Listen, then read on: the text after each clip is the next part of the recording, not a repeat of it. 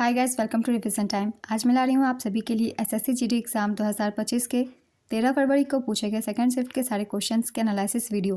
तो जिनके एग्ज़ाम अभी नहीं हुए हैं उन लोगों के लिए ये वीडियो काफ़ी हेल्पफुल है, क्योंकि जीके और जीएस के हैं कुछ क्वेश्चन और उन क्वेश्चन के लिए बहुत सारे एक्स्ट्रा फैक्ट्स जो कि आपको आने वाले एग्जाम में भी हेल्प करेंगे, और कुछ क्वेश्चन हिंदी से भी हैं। तो चलिए स्टार्ट करते हैं आज के इन्फॉर्मेटिव वीडियो।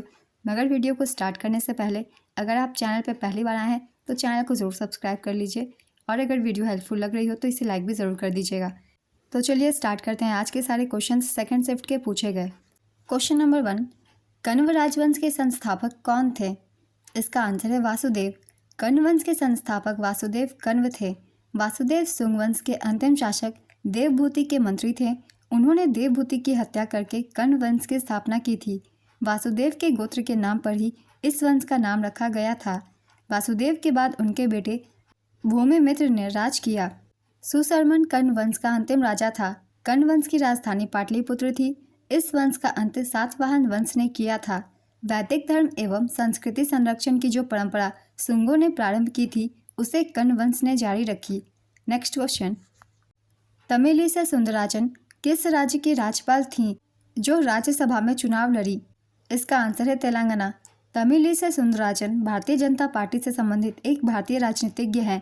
उन्होंने तेलंगाना के दूसरे राज्यपाल के रूप में कार्य किया और 18 फरवरी 2021 से 18 मार्च 2024 तक पुदुचेरी के उपराज्यपाल के रूप में कार्य किया। अगला क्वेश्चन है, अनुच्छेद 23 किससे संबंधित है? इसका आंसर है मानव तस्करी, बेगार और बंधुआ मजदूरी जैसे जबरन श्रम को प्रतिबंधित करने से। भारतीय संविधान का अनुच्छेद 23 में मानव तस्करी, बेगार और बंधुआ मजदूरी जैसे जबरन श्रम को प्रतिबंधित करने का प्रावधान है। यह अनुच्छेद भाग 3 में शामिल है। यह अनुच्छेद नागरिकों और गैर नागरिकों दोनों के लिए लागू होता है। नेक्स्ट क्वेश्चन, सशस्त्र सीमा बल के नए महानिदेशक कौन है? इसका आंसर है अमृत मोहन प्रसाद। अमृत मोहन प्रसाद को 17 सितंबर 2024 को उन्होंने दलजीत सिंह चौधरी का स्थान लिया। एसएसबी की स्थापना 1962 के भारत चीन युद्ध के बाद 1963 में की गई थी। एसएसबी भारत नेपाल और भारत भूटान सीमा पर तैनात रहते हैं। नेक्स्ट क्वेश्चन, प्रार्थना समाज के संस्थापक कौन थे? इसका आंसर है आत्माराम पांडुरंग। प्रार्थना समाज की स्थापना 1867 में आत्माराम पांडुरंग ने की थी। प्रार्थना समाज ने महाराष्ट्र के पुनर्जागरण में बहुत महत्वपूर्ण भूमिका निभाई। प्रार्थना समाज द्वारा सुबोध पत्रिका नामक मुख्य पत्र प्रकाशित किया जाता था। वीरेशलिंगम पंतुलु तेलुगु सुधारक थे जिन्होंने दक्षिण भारत में प्रार्थना समाज को प्रोत्साहित किया। उन्हें गद्य टिकाना की उपाधि से जाना जाता था और उन्हें अक्सर आंध्र का राजा राम मोहन राय माना जाता था। उन्होंने विधवा आश्रमों की स्थापना की और मद्रास प्रेसिडेंसी में विधवा पुनर्विवाह के लिए एक संघ का गठन किया। स्वामी दयानंद सरस्वती ने 1875 में आर्य समाज की स्थापना की थी। ये भी बहुत इंपॉर्टेंट पॉइंट है, इनसे भी क्वेश्चन पूछ लिए जाते हैं, इसलिए इन्हें भी याद रखिएगा। राजा राम मोहन राय ने 1828 में ब्रह्म समाज की स्थापना की थी। स्वामी विवेकानंद ने 1897 में रामकृष्ण मिशन की स्थापना की थी। नेक्स्ट क्वेश्चन, राष्ट्रीय बहुआयामी गरीबी सूचकांक 2023 में सबसे गरीब राज्य कौन सा था? इसका आंसर है बिहार। दूसरा सबसे गरीब राज्य झारखंड था। झारखंड के बाद उत्तर प्रदेश का स्थान रहा था। नेक्स्ट क्वेश्चन, भारत के किस पड़ोसी देश में शहरी जनसंख्या प्रतिशत सबसे अधिक है?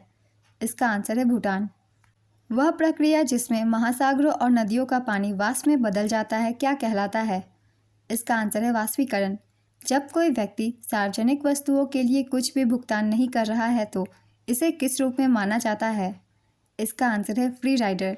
यदि किसी वस्तु की गति स्थिर है और वह एक सीधी रेखा में चल रही है तो उसका त्वरण कितना होगा? इसका आंसर है 0। ऐसा इसलिए है क्योंकि त्वरण वह दर है जिस पर समय के साथ वेग बदलता है। यदि वेग स्थिर है तो वेग में कोई परिवर्तन नहीं होगा। नेक्स्ट क्वेश्चन, पेड़ का पर्यायवाची शब्द क्या होता है? इसका आंसर है वृक्ष, तरु, पादप, वेटप, दुम, महिरू, गाछ। नेक्स्ट क्वेश्चन, दक्षिण मूर्ति पिल्लई किस वाद्य यंत्र से संबंधित है? इसका आंसर है मृदम। दक्षिण मूर्ति पिल्लई एक प्रमुख मृदम और कंजीरा कलाकार थे जो 1875 से 1925 तक कर्नाटक संगीत समारोहों में संगीतकारों के साथ थे। उन्होंने पुदुकोट्टई मनपुंडिया पिल्लई से शिक्षा ली और नारायण पाई के संगीत से प्रभावित थे। नेक्स्ट क्वेश्चन, कौन सा वेद संगीत से संबंधित है? इसका आंसर है सामवेद।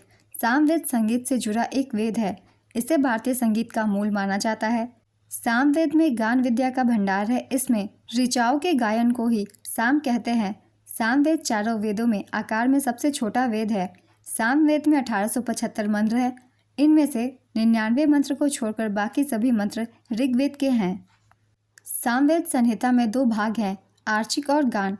सामवेद के गान को प्राचीन आर्य करते थे। अगला क्वेश्चन है, तीता साधु किस खेल से संबंधित है? इसका आंसर है क्रिकेट। तीता साधु क्रिकेट से जुड़ी खिलाड़ी है। वे घरेलू क्रिकेट में भारतीय महिला राष्ट्रीय क्रिकेट टीम और बंगाल के लिए खेलती हैं। उन्होंने साल 2023 के एशियाई खेलों में भारत को क्रिकेट में स्वर्ण पदक दिलाया था। नेक्स्ट क्वेश्चन, घुरेही किस भारतीय राज्य का लोक नृत्य है? इसका आंसर है हिमाचल प्रदेश। तो आज के सेकंड शिफ्ट के सारे क्वेश्चंस कंप्लीट होते हैं। बहुत ही इंपॉर्टेंट क्वेश्चंस थे जीके जीएस के और कुछ क्वेश्चन हिंदी के। तो अगर आप सभी को ये वीडियो हेल्पफुल लग रही हो तो इसे लाइक ज़रूर कर दीजिएगा और इस तरीके के एनालिसिस वीडियो के लिए चैनल भी ज़रूर सब्सक्राइब कर लीजिए। इस तरीके के एनालिसिस वीडियो आपको आने वाले हर एग्जाम्स के लिए भी मिलते रहेंगे, वो भी आपके बहुत कम समय में। तो फिर मिलते हैं अगली वीडियो के साथ। आप सभी को आने वाले एग्जाम्स के लिए ऑल द बेस्ट।